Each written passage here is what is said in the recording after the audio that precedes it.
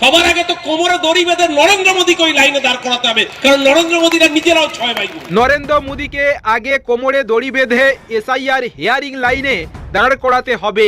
রায়দিঘির প্রতিবাদ সভা থেকে অরূপ চক্রবর্তীর বিস্ফোরক মন্তব্য। এদিন প্রাক্তন সুন্দরবন উন্নয়ন মন্ত্রী কান্তি গঙ্গোপাধ্যায়কেও কটাক্ষ করতে ছাড়েননি তৃণমূলের এই মুখপাত্র।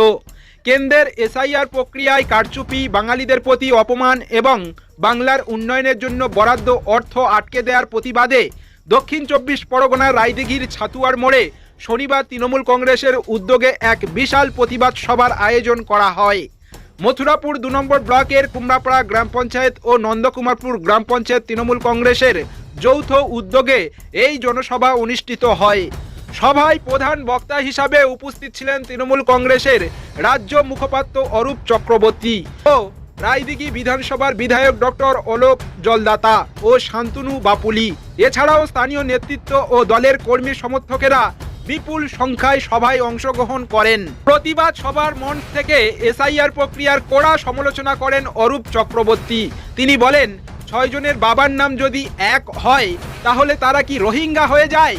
শুধু নামের মিল থাকলেই মানুষকে হিয়ারিং লাইনে দাঁড় করানো হচ্ছে। যদি সেটাই নিয়ম হয় তাহলে নরেন্দ্র মোদীকে আগে কোমরে দড়ি বেঁধে এসআইআর লাইনে দাঁড় করাতে হবে। তার তো 6 জন ভাই বোন। এখানকার অনেক পরিবার কাজের জন্য বাইরে যায় না? কেউ কলকাতায় যায়, কেউ অন্য রাজ্যে যায়, কেউ বাইরে বাইরে কাজ করে। এটা হিয়ারিং এর নাম করে অসভ্যতামি হচ্ছে। বলে 6 জনের বাবার নাম এক হলে তাকে শুনানিতে লাইনে দাঁড়াতে হবে। কেন রে ভাই? 6 জনের বাবার নাম যদি এক হয় সেটা কি অপরাধ নাকি দেশের আইনে? তাহলে সে রোহিঙ্গা। আর যদি 6 জনের বাবার নাম এক হওয়া অপরাধ হয়, তার জন্য যদি বিডিও অফিসে হিয়ারিং এর লাইনে দাঁড়াতে হয়, সবার আগে তো কোমরে দড়ি বেঁধে নরেন্দ্র মোদীকে ওই লাইনে দাঁড় করাতে হবে, কারণ নরেন্দ্র মোদীরা নিজেরাও 6 ভাই। নির্বাচন কমিশনের হিম্মত হবে নরেন্দ্র মোদীকে নোটিশ দেওয়ার যে তোমরা 6 জনের বাবার নাম এক, তাহলে তুমি এসে লাইনে দাঁড়াও, নাহলে দেশের প্রধানমন্ত্রীর পদ চলে যাবে। এদিন বাম শিবিরকেও কটাক্ষ করতে ছাড়েননি তৃণমূলের এই মুখপাত্র। প্রাক্তন সুন্দরবন উন্নয়ন মন্ত্রী তথা সিপিএম নেতা কান্তি গঙ্গোপাধ্যায়কে নিশানা করে তিনি বলেন, রাশিয়ায় দুর্ভিক্ষ হলে কৌটো নাড়িয়ে চাঁদা তুলতেন কমরেডরা। এখন সেই কমরেডরা কোথায়? দূরবীন দিয়ে খুঁজতে হয়। ফুটকি লাগিয়ে বিজেপির ভোট বাক্সে ঢুকে পড়েছে। 34 বছর গরিবের সরকার চলেছে। ওরে বাবা, কান্তিদা আমার কলকাতা পুরসভার কাউন্সিলর ছিল, মেয়র পরিষদ সদস্য ছিল। কান্তিদার নামে বাঘে গরুতে জল খেত। এখানে সুন্দরবনের রয়্যাল বেঙ্গল টাইগারের থেকেও আগে কান্তিদা চলে আসতো জ্বর উঠলে। তো সেই কান্তিদাকে রোহিঙ্গা বলে নোটিশ পাঠিয়ে দিল। Logical discrepancy. কান্তি গাঙ্গুলিকে লাইনে দাঁড়িয়ে প্রমাণ হতে হচ্ছে। সারা জীবন ভোট ট্রান্সফার করেছে বিজেপি, সিপিএম বিজেপির ঘাড়ে। এখন কান্তিদাকে বলছে তুমি এবার লাইনে গিয়ে দাঁড়াও। তা আমি কান্তিদার কাছে একটা ছোট্ট জিজ্ঞাসা, ও কান্তিদা, সারা জীবন এত লেনিন শেখালে রায়দিঘির মানুষকে, এই মথুরাপুর মন্দির বাজারের মানুষকে সারা জীবন কমিউনিজমের পাঠ দিলে, সে কি কমিউনিস্ট?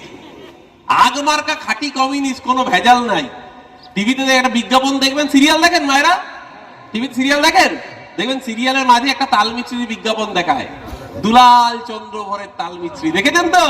খাঁটি দুলালের তালমিছরি কি করেছেন? ছবি আর সই দেখে। তেমনি কান্তিদারা ছিল খাঁটি সিপিএম, খাঁটি কমরেড, কোনো ভেজাল নাই। মায়ের পেট থেকে পড়তো, জন্মাতো, আর মা ডাকতো না, ইনকলাব জিন্দাবাদ করতো। এত খাঁটি কমরেড ছিল।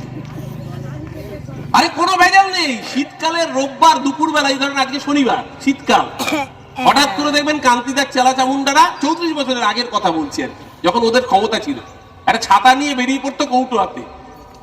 পাড়ার বাচ্চা ছেলে জিজ্ঞাসা করতো, কমরেড কাকু তুমি ছাতা নিয়ে বেরিয়েছো কেন শীতকালে? এই জানিস না কিউবায় বৃষ্টি হচ্ছে, তাই জন্য আমি এখানে ছাতা নিয়ে বেরিয়েছি। রাশিয়ায় দুর্ভিক্ষ হলে এখানে আমি কৌটো নাচিয়ে চাঁদা তুলছি। এটা ছিল কমরেড। সেই কমরেড গেল কোথায়? পাড়ায় আর খুঁজে পাওয়া যায় না, দূরবীন দিয়ে দেখতে হয়।